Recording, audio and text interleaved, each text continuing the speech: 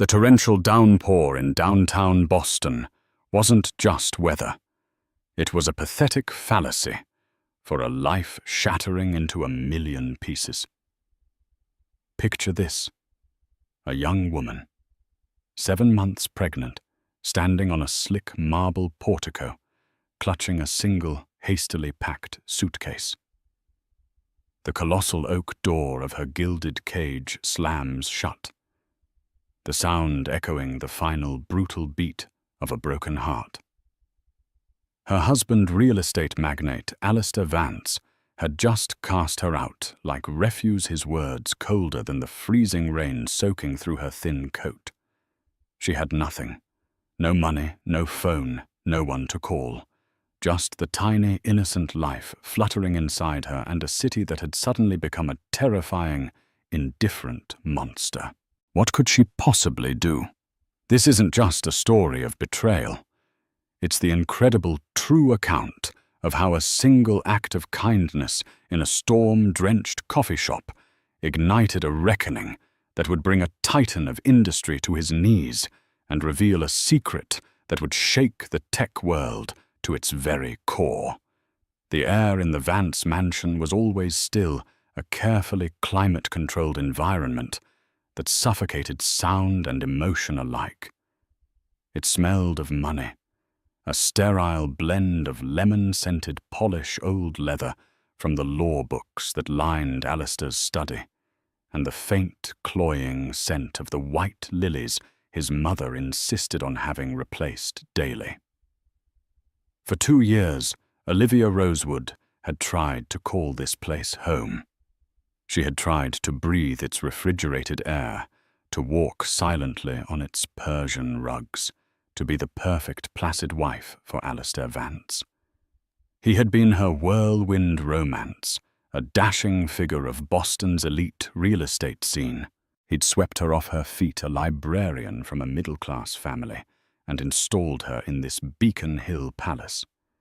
She'd believed it was a fairy tale, but fairy tales, she was learning, often had wicked stepmothers, and Genevieve Vance was more formidable than any storybook villain. Genevieve, with her severe grey bob and eyes that could chip granite, had never approved of Olivia.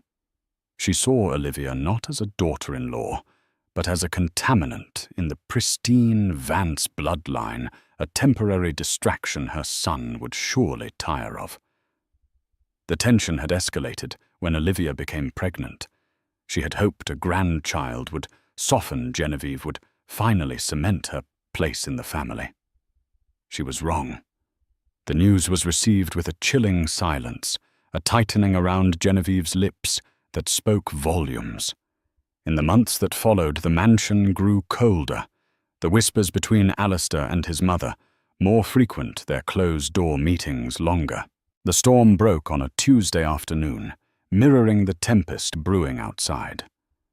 Alistair had returned home early, his face a mask of thunder. Genevieve stood behind him, a silent, triumphant sentinel. "Pack a bag." "Olivia." Alistair said, his voice devoid of any warmth she had once known. He didn't look at her, focusing instead on a point on the far wall, as if she were already a ghost. Olivia's hand went instinctively to her swollen belly. A kick, strong and reassuring, answered her touch. "Alistair." "What's wrong? What's happened?" He finally met her gaze, and what she saw there made her blood run cold. It was a stranger's gaze, a mixture of disgust and icy rage. He tossed a thick manila envelope onto the mahogany coffee table. It landed with a soft, final thud. "I know what you are," he spat the words venomous. "I know what you've done." Confused, her heart beginning a frantic, panicked rhythm against her ribs. Olivia reached for the envelope. Her fingers trembled as she pulled out a sheaf of papers. They were official-looking, stamped with the logo of a prestigious Boston genetics lab. The header read, "Paternity Analysis Report." She scanned the jargon, The percentages, the terrifyingly clinical language, until her eyes landed on the conclusion, a single brutal sentence, printed in bold. The alleged father, Alistair Vance, is excluded as the biological father of the fetus. The world tilted on its axis. The words swam before her eyes, nonsensical, impossible. This is a mistake, she stammered, looking up at him, pleading with her eyes. Alistair, this is our baby. You know it is. How could you even— Don't lie to me, he roared, his voice cracking the funereal silence of the room.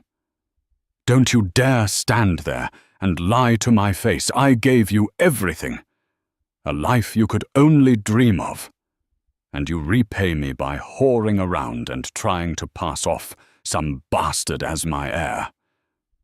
No, she cried, tears blurring her vision. I have never ever been with anyone but you. Genevieve. She turned to the older woman, a desperate appeal in her voice. Please, you know me. Tell him this is insane. Genevieve Vance stepped forward, her expression one of utter disdain.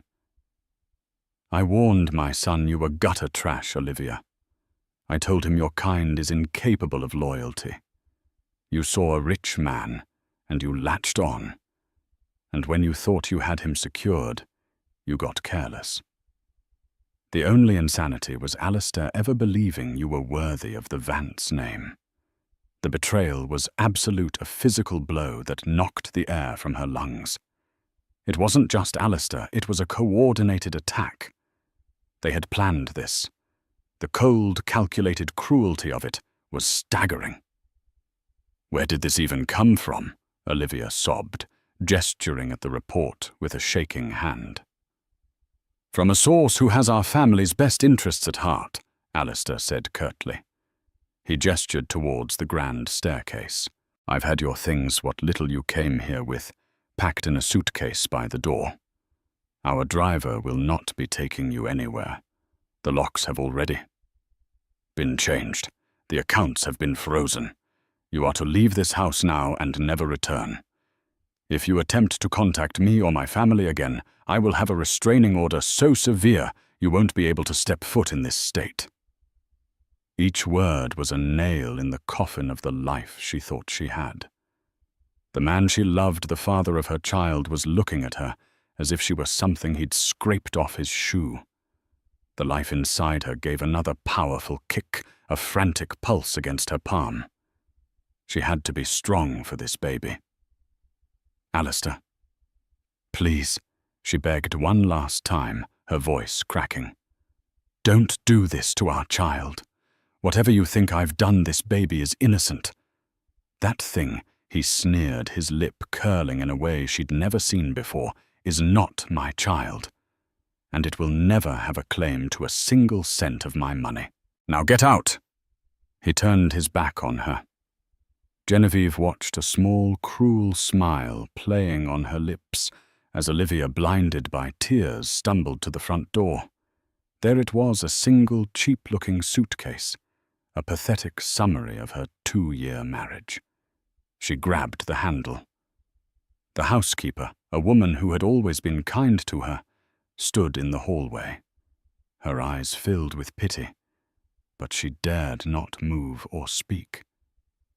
Olivia pulled open the heavy door. The wind and rain lashed at her face instantly, plastering her thin dress to her skin. She took one last look back into the opulent, suffocating warmth of the house. Alistair was gone, but Genevieve remained a statue of pure malice, watching her be swallowed by the storm. The door slammed shut. The click of the lock was the loudest sound Olivia had ever heard. She was alone, pregnant and penniless, on the unforgiving streets of Boston. The fairy tale was over. The nightmare had just begun. The rain was relentless, a cold, driving sheet of water that seemed determined to wash Olivia away. It seeped through her clothes, chilling her to the bone. Her tears mixed with the downpour, a warm, salty stream on her frozen cheeks. For what felt like an eternity, she just stood there on the pavement, the city lights of Beacon Hill blurring into a meaningless smear of colour. Cars swished past their occupants, cocooned in warmth and indifference. She was invisible, a ghost haunting the edge of a life that was no longer hers. Panic began to set in a tight, crushing band around her chest. Her wallet, her phone, her identity. All of it was in the house. Alistair had been meticulous. He hadn't just thrown her out. He had erased her. She had no money for a cab, no way to call the one or two friends she had in the city, friends who were more Alistair's than hers anyway. Her family was in Oregon, a world away. Her baby kicked again, a desperate, insistent rhythm. It was a reminder. She wasn't just fighting for herself. Dragging the surprisingly heavy suitcase, she started to walk with no destination in mind, just a primal instinct to move, to get away from the house that had become her prison, and now her tombstone. The polished historic streets of Beacon Hill soon gave way to the more commercial anonymous avenues of downtown. The wind whipped around the tall buildings, channeling the rain into a furious assault. Every hotel lobby she passed seemed to mock her with its golden light and warmth. She couldn't walk in there, looking like a drowned rat with a single suitcase and no money. Shame and despair were a toxic cocktail in her gut. She was a Vance, or she had been. Now she was nothing. After nearly an hour of aimless wandering, shivering uncontrollably, she saw a small, unassuming light down a side street. It was a 24-hour diner.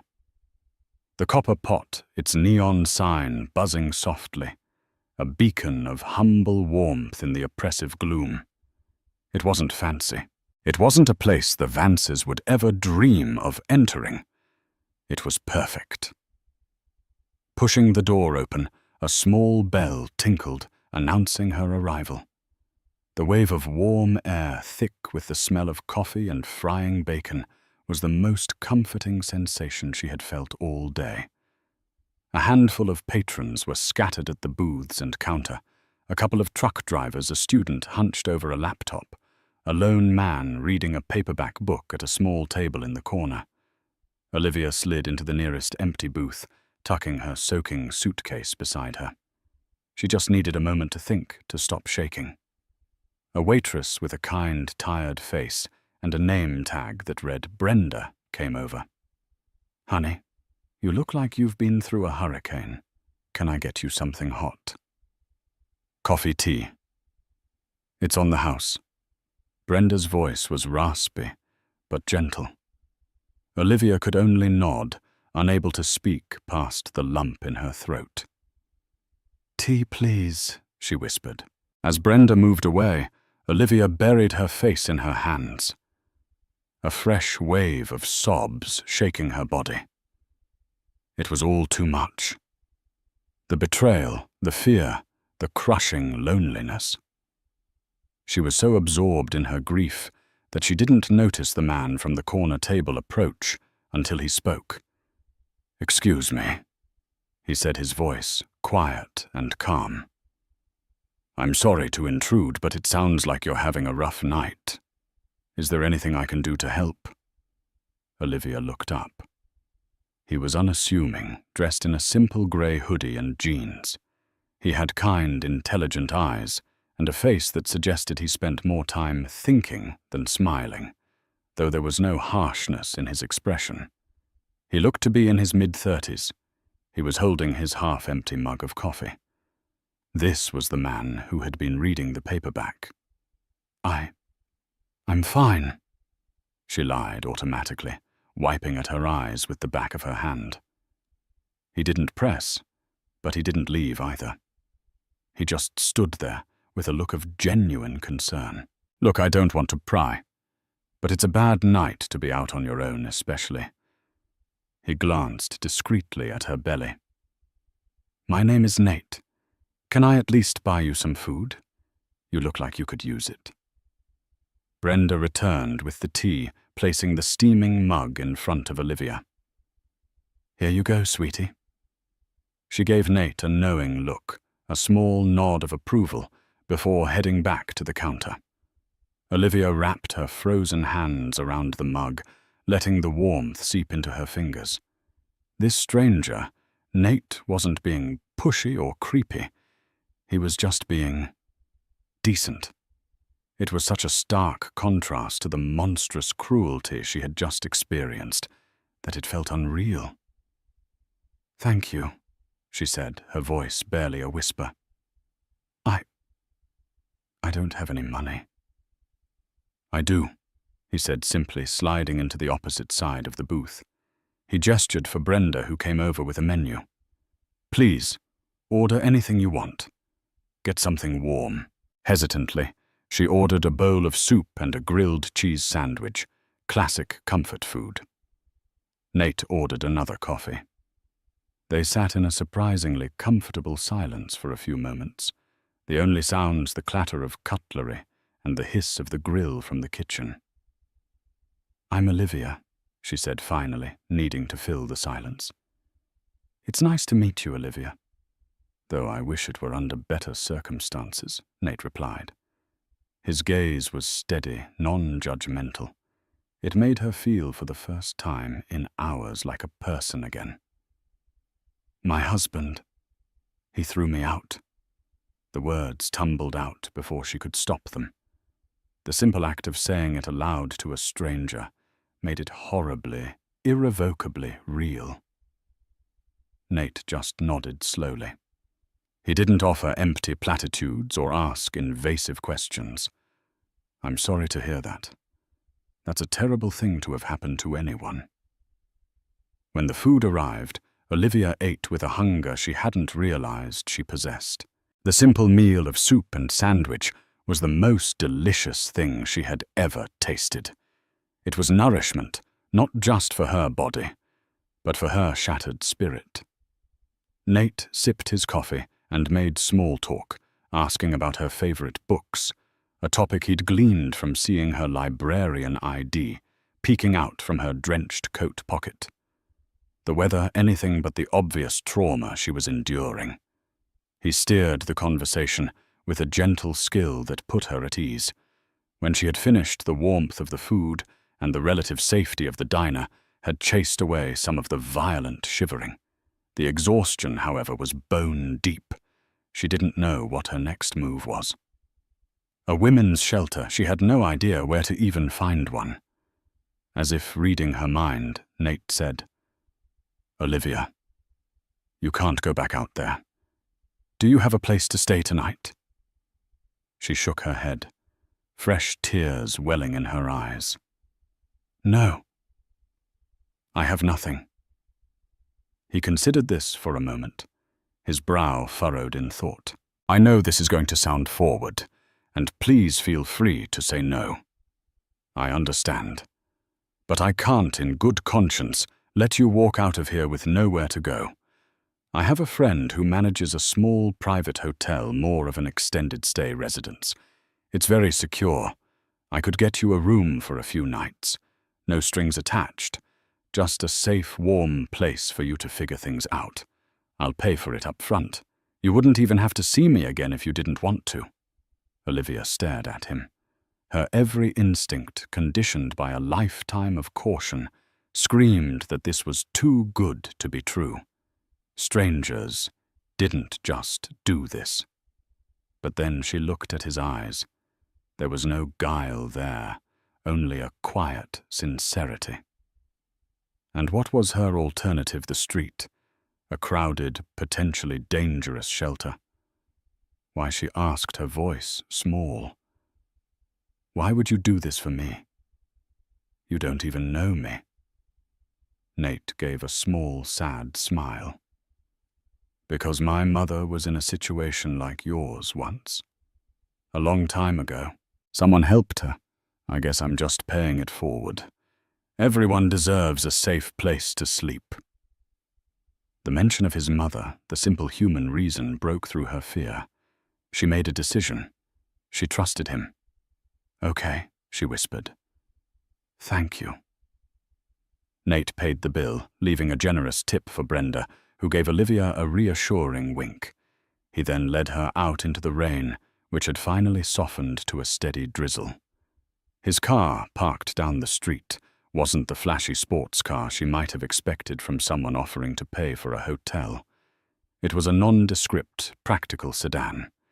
He loaded her suitcase into the trunk and held the passenger door open for her. As he drove through the wet, gleaming streets of Boston, Olivia watched the city lights slide by. Hours ago, she had been a millionaire's wife.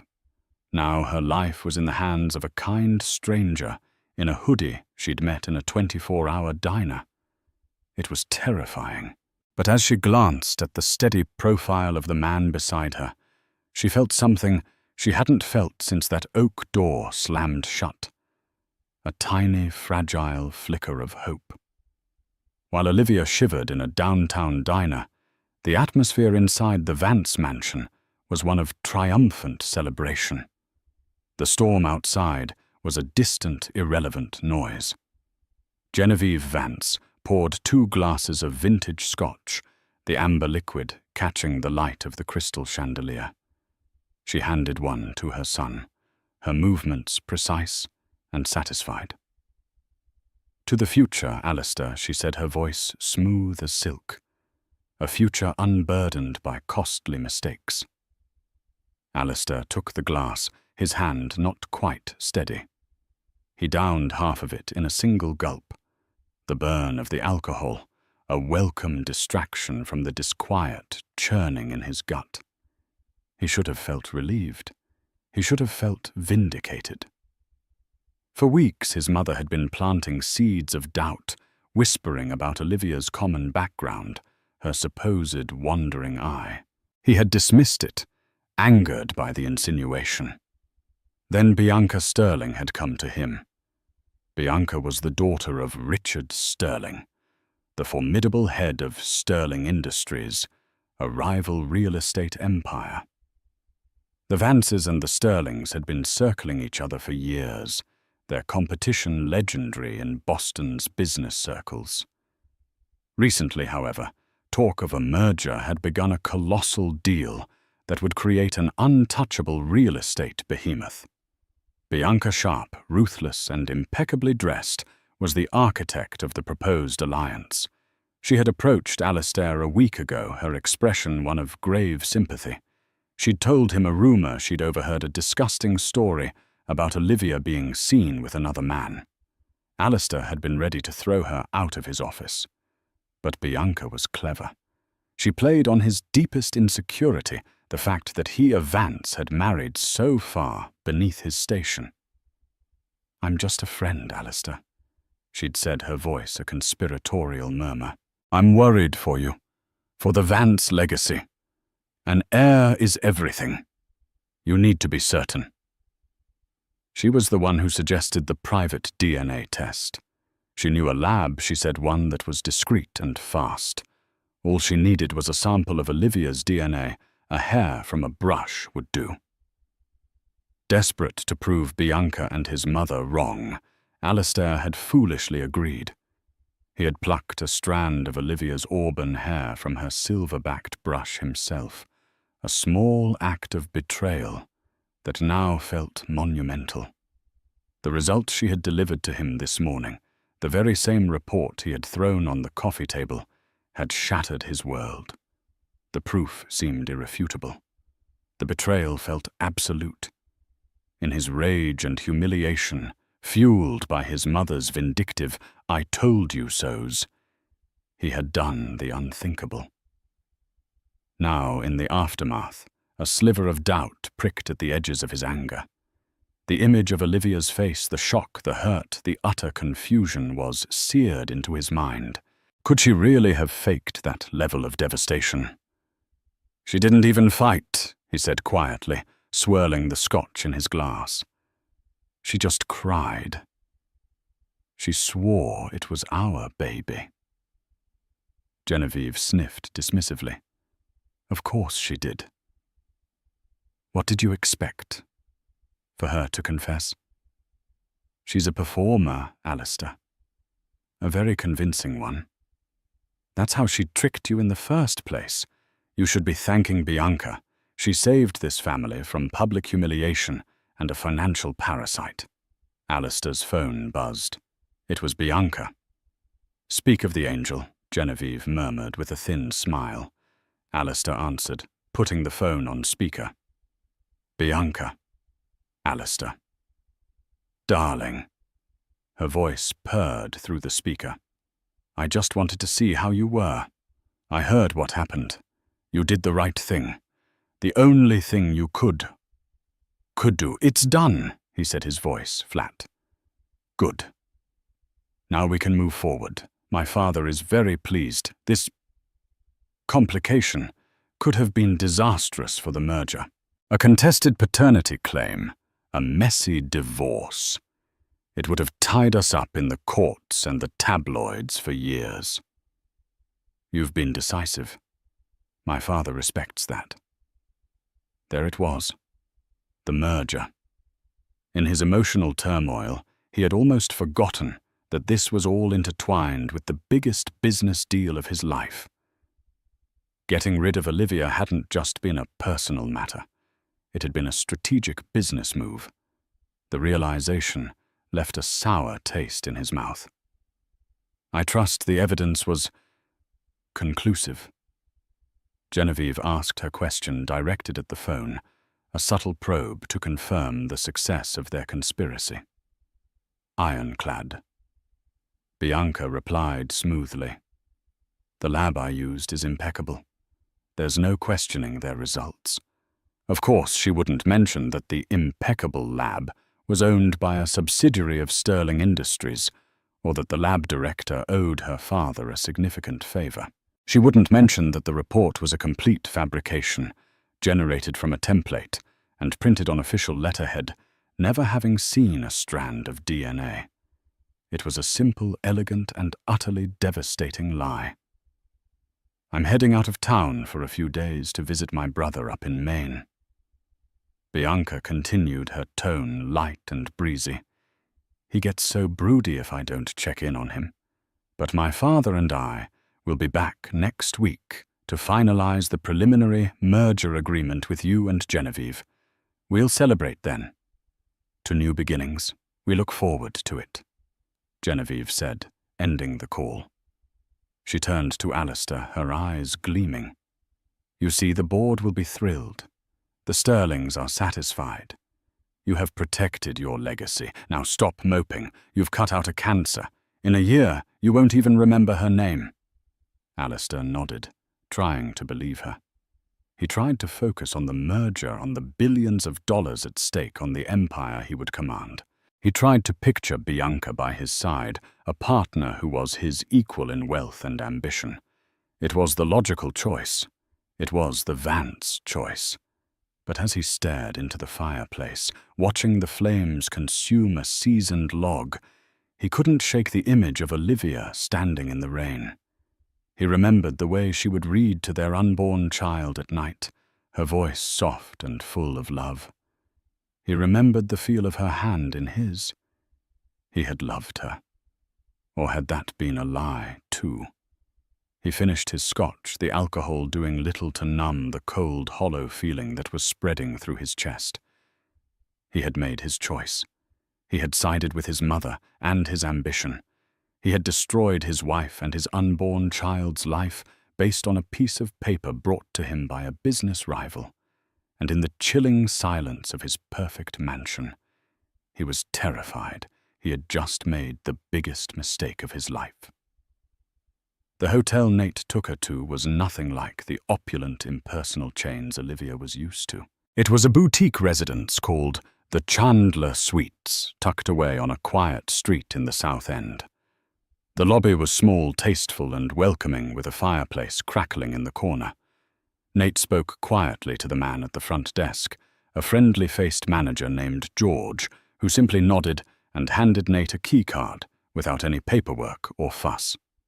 George will take care of anything you need, Nate said, passing the card to Olivia. The room is paid for the next 2 weeks. That should give you some breathing room. Olivia was overwhelmed. 2 weeks, Nate. I can't possibly accept this. You can and you will, he said gently but firmly. Think of it as an investment in a fellow human.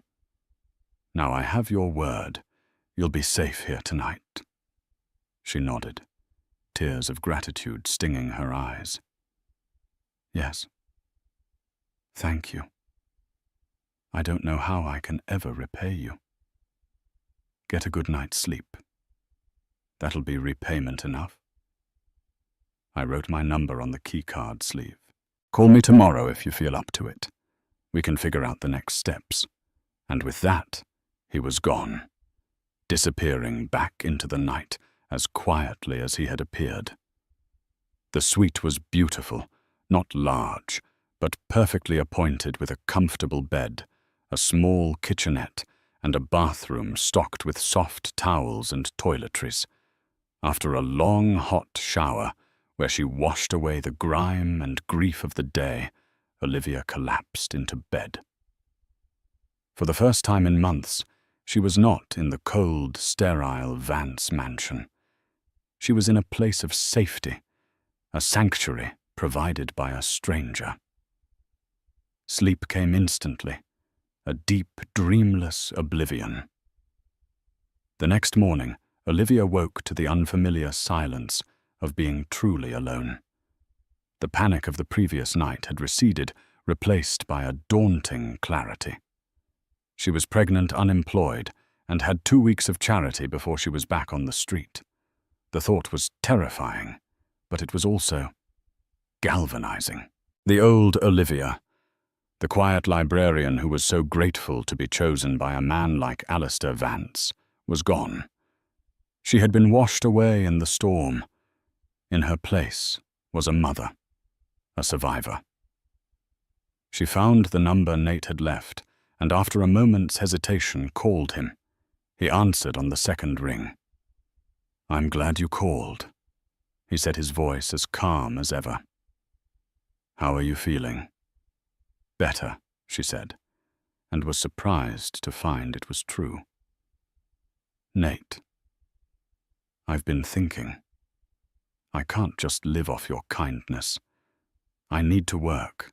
I need to build a life for my baby." "I agree," he said. "Independence is important. What kind of work did you do before?" "Well, before I was a research librarian," she explained. "I'm good with data organization, fact-checking, deep-dive research." There was a pause on the other end of the line. "That's very useful," he said thoughtfully. "A lot of companies need that skill set. Let me make a call. I know someone who runs a small tech startup that does a lot of data analysis and market research. They often use remote contractors. It could be a perfect fit, especially since you could work from your suite." Olivia was stunned by the speed and efficiency of it all. "Really? You think they'd hire me?" "I think they'd be foolish not to." "Let me see what I can do. In the meantime, George can help you with getting some essentials.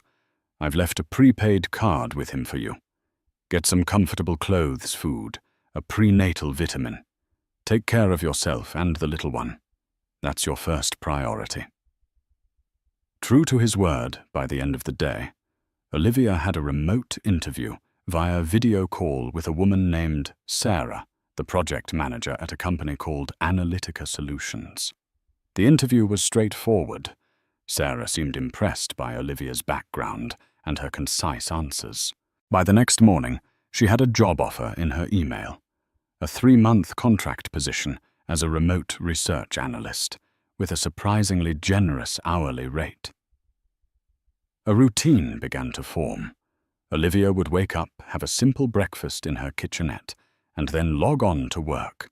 The work was challenging and engaging, requiring her to delve into complex data sets and compile detailed reports. It was a part of her brain that had been dormant during her life as a socialite's wife, and she found immense satisfaction in using it again. She was good at it. Her reports were thorough, and Sarah's feedback was consistently positive. Nate became a quiet, steady presence in her new life. He would call every other day to check in. Sometimes he'd stop by with groceries or a new book he thought she'd enjoy. They'd sit in the hotel lobby and talk for hours. He was an intensely private person, she learned. He spoke of his love for hiking in Maine, his passion for old sci-fi novels, and his disdain for corporate culture. He mentioned his work was in software development, but was vague about the details, saying he was a freelance consultant. He never once overstepped his bounds. Their relationship was one of deep platonic friendship. He was her confidant, her cheerleader, and her only link to the outside world. He listened patiently as she talked through her anger and hurt over Alistair's betrayal.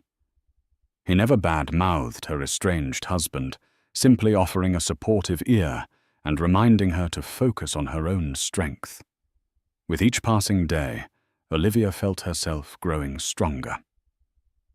The money from her job went into a new bank account she had opened. She bought maternity clothes. She found an OB/GYN and had her first checkup since leaving the mansion, relieved to hear that the baby was healthy and strong. She was building a life brick by painstaking brick, a foundation that was entirely her own.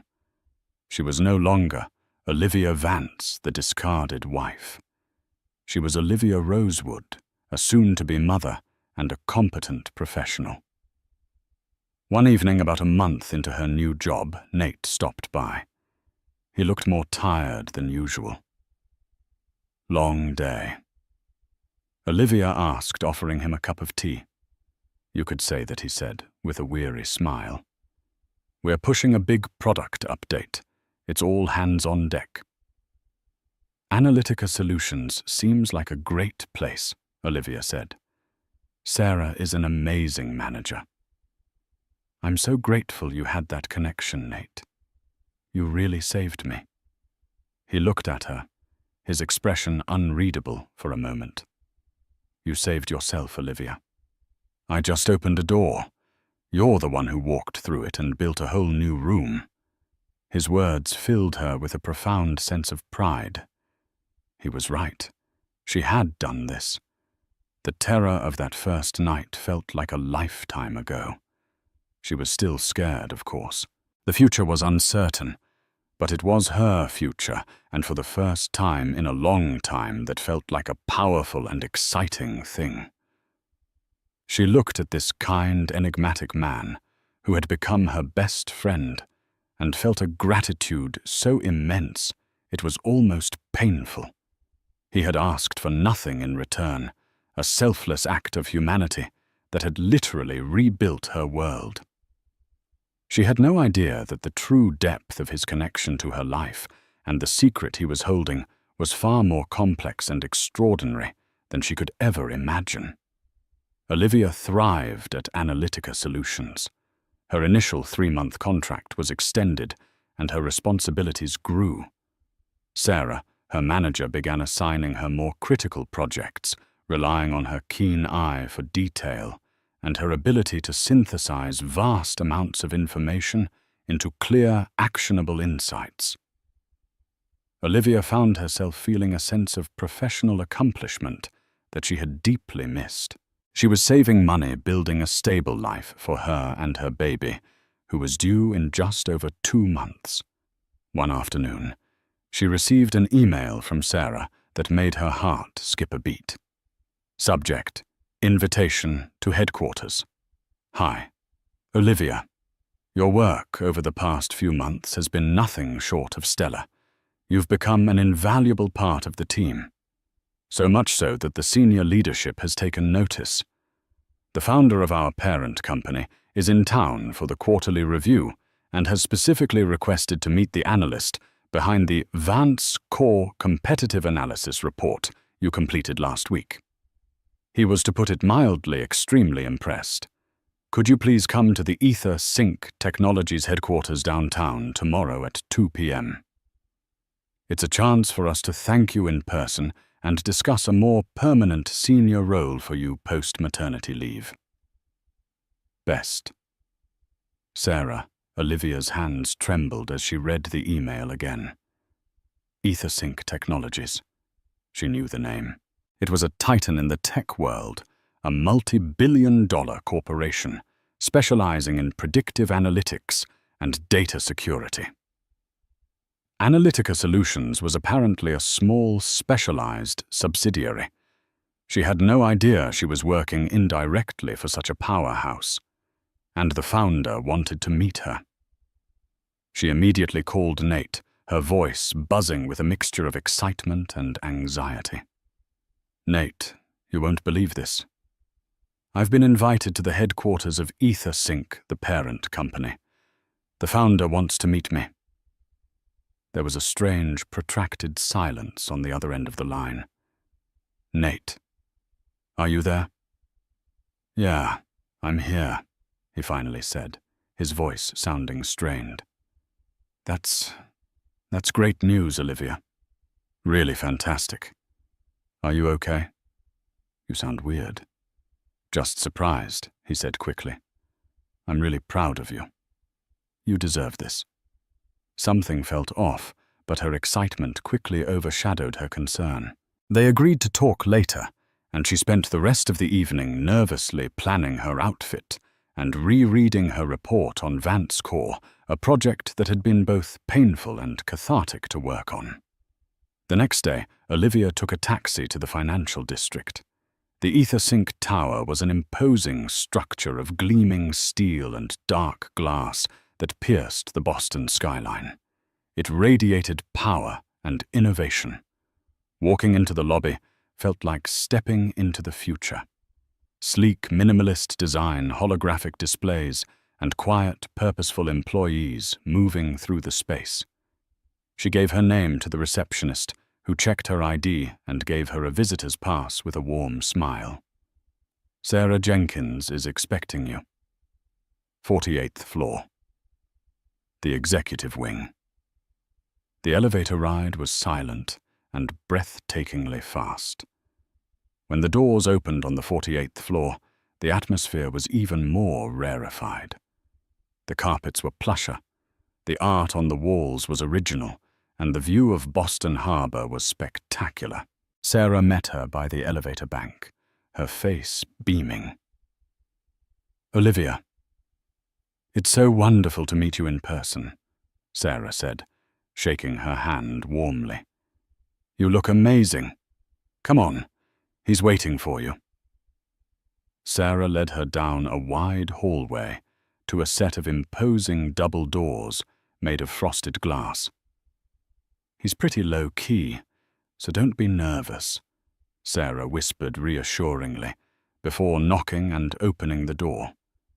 The office was vast, with floor-to-ceiling windows on 3 sides. A large, simple desk stood in the center, surprisingly clear of clutter. And standing by the window looking out over the city was a man in a familiar gray hoodie. He turned around. It was Nate. Olivia's mind went completely blank. She stared uncomprehending as the pieces of the puzzle violently rearranged themselves in her head. Nate, the freelance consultant. Nate, who knew someone at a small tech startup. Nate, the unassuming man from the diner. Here he stood in the heart of a technological empire, clearly in charge. Nate. She breathed the name, a question, an accusation and a statement of disbelief all at once. Sarah looked confused. "You two know each other?" Nate gave a small, weary smile. It was the same smile she knew, but in this context it looked entirely different. "We do." "Thank you, Sarah." "Could you give us a moment?" Sarah, looking utterly bewildered, nodded and quickly exited, closing the doors softly behind her. The silence in the room was deafening. Olivia's heart was pounding. She felt a dizzying mix of confusion, shock, and a strange, creeping sense of betrayal. "Your name isn't Nate, is it?" she said, her voice flat. "It is. It's my middle name. The one I use when I want to be a person, and not a—" "This," he said, gesturing vaguely at the opulent office around them. "My full name is Nathaniel Sterling." Sterling. The name hit her like a physical blow. Bianca Sterling, the woman who had orchestrated her ruin. "Sterling," she whispered, horror dawning on her face. "Like Bianca Sterling." He winced as if the name pained him. "She's my sister. My younger estranged sister." Olivia stumbled back a step, gripping the back of a chair for support. Her mind was reeling. The kind stranger who had saved her was the brother of the very woman who had destroyed her life. The coincidence was too astronomical, too cruel to be real. This whole thing. Was this a game, she asked, her voice trembling with nascent anger? Was this some kind of sick, twisted prank? Did she put you up to this? "No," he said, stepping towards her. His hands raised in a placating gesture. "God, no. Olivia, I swear. Meeting you at that diner was a complete accident. I had no idea who you were. I go there sometimes to get away from all of this, to read a book and feel normal." He explained everything. He was the founder and CEO of EtherSync Technologies, a company he had built from scratch, separate from his family's old money real estate empire, Sterling Industries. He despised his family's cutthroat business practices and had a deeply fractured relationship with them, especially with his ambitious, amoral sister, Bianca. He hadn't spoken to her in over a year. "When you told me your husband had thrown you out, you only used his first name, Alistair. Nate." Nathaniel explained, his voice filled with urgency. "I didn't connect it to Alistair Vance, not until you submitted that competitive analysis report last week. When I saw the Vance Corp name on a report originating from one of my own subsidiaries, submitted by an analyst named Olivia, I put it together. I realized the horrific coincidence." He looked utterly distraught. "Olivia, I wanted to tell you right away, but how could I? How do I tell the woman I've come to care about so much that my own sister is the architect of her suffering? I was a coward. I didn't know how to do it without hurting you more or having you think I was part of it." Olivia sank into the chair, her head spinning. It was all too much. The man who had been her rock, her savior, was inextricably linked to her personal nightmare. He wasn't just Nate, the kind software geek. He was Nathaniel Sterling, a tech mogul and the brother of her worst enemy. "So you just let me work for your company, without telling me I didn't let you," he corrected gently. "I made one call to Sarah. I told her I had a brilliant researcher I wanted her to interview. I never told her who you were or our connection. I just opened the door. Your success here this meeting, the job offer you're about to get, that is 100% you, Olivia. Your talent, your hard work. I just gave you a foothold when yours had been kicked out from under you." She looked at him, at the genuine anguish in his eyes, and saw the same kindness she had always seen. It was just framed differently now, against a backdrop of immense wealth and power she had never suspected. He hadn't lied to her, not really. He had omitted. He had protected her and himself from a truth that was almost too bizarre to believe. The anger began to subside, replaced by a profound, weary understanding. This wasn't a conspiracy. This was life in all its messy, painful, and improbable complexity. My sister and my father are trying to merge with Vance Corp. Nathaniel said, his voice hardening. I only found out recently. Now that I know what they did to you to grease the wheels for that deal.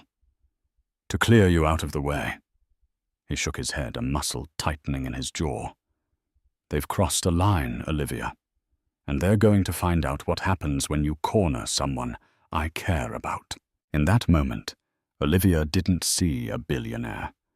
She saw Nate, her friend, filled with a protective fury on her behalf. Her world had been turned upside down yet again. But this time it felt different. The first time she had been cast out a victim. Now she was sitting in the epicenter of power, with an unexpected and incredibly powerful ally. The game, she realized, had just changed completely. After the shock of Nathaniel's identity subsided, a grim resolve settled in Olivia. She accepted the permanent senior role at EtherSync, finally securing a stable future for her and her child. Meanwhile, Nathaniel quietly deployed his company's elite internal security team, with a single objective: find irrefutable proof that the paternity test was a fraud. News of Olivia's prestigious new role traveled fast in Boston's high society, triggering panic within the Vance and Sterling families. Bianca Sterling was furious that her estranged, powerful brother had somehow become entangled in her scheme. Alistair, upon hearing the news, didn't see a coincidence. He saw a deeper betrayal, wrongly assuming Olivia had been cheating with Nathaniel all along. His guilt was instantly replaced by a renewed jealous rage. Genevieve, ever the strategist, recognized the true danger Olivia now had, the ear of a man with limitless resources who could expose their conspiracy and destroy the merger. Fearing exposure, they launched a coordinated and vicious assault to discredit Olivia before she could speak. First, they planted a story with a paid gossip columnist painting Olivia as a conniving gold digger who had cheated on Alistair and immediately latched onto another billionaire. The public humiliation was intense. Next, Alistair, consumed by his rage, began personally harassing Olivia, showing up at her hotel and causing a scene until Nathaniel moved her to a secure private residence. Finally, Genevieve filed a frivolous lawsuit for reputational damage, a legal scare tactic designed to bury Olivia in legal fees and intimidate her into silence. Nathaniel shielded Olivia from the worst of it, assuring her that their opponent's aggression was a sign of fear. While they were busy with their public attacks, Nathaniel's team struck gold. They traced a large, suspicious payment from a Vance Corp shell company to the director of the genetics lab just 2 days before the forged report was issued. Even better, they located a recently fired lab technician who, in exchange for legal protection, provided a sworn affidavit detailing how he witnessed the director manually create the fraudulent document without ever processing a DNA sample. Nathaniel now had the smoking gun. The Empire had struck back with all its might, completely unaware that a quiet tech genius now held the evidence to bring their entire world crashing down. The stage for the final act was the press conference announcing the Vance-Sterling merger. As Alistair Vance began his triumphant speech, he was cut short. The large screens behind him flickered into life, not with a corporate logo, but with the forged paternity report. A gasp swept through the room of elite journalists and investors. Then a calm voice cut through the confusion. Nathaniel Sterling, in a rare public appearance, walked onto the stage. He took the microphone and systematically laid bare the entire conspiracy. On the screens, he displayed the evidence his team had gathered, the wire transfer from Vance Corp to the lab director, a video deposition from a lab technician admitting the fraud and incriminating text messages between Bianca and Genevieve plotting Olivia's removal. The final devastating blow was a new document that filled the screens, a court-ordered, legally binding paternity test, proving with 99.999% certainty that Alistair was in fact the father. Alistair stared broken as the truth of his monstrous mistake crashed down upon him. To seal their fate, Nathaniel announced that his multi-billion-dollar company EtherSync would divest from and blacklist any entity associated with the fraudulent leadership of Vance Corp and Sterling Industries. He hadn't just exposed them, he had financially obliterated them. The fallout was swift. The merger collapsed. Vance Corp was buried in lawsuits and federal investigations. Genevieve and Bianca faced legal charges, their reputations destroyed. Alistair lost everything, a hollowed-out man haunted by his actions. 2 weeks later, Olivia gave birth to a healthy, beautiful boy. She named him Caleb Rosewood, giving him her own name as a symbol of her strength. In the quiet hospital room, Nathaniel visited, holding a small gift. Their friendship, forged in a storm, had quietly grown into a bond of deep respect and love. Looking at her son, Olivia knew the nightmare was over. She had been cast out with nothing but had emerged with everything that mattered: her child, her independence, and a future with a man whose kindness had given her a new beginning.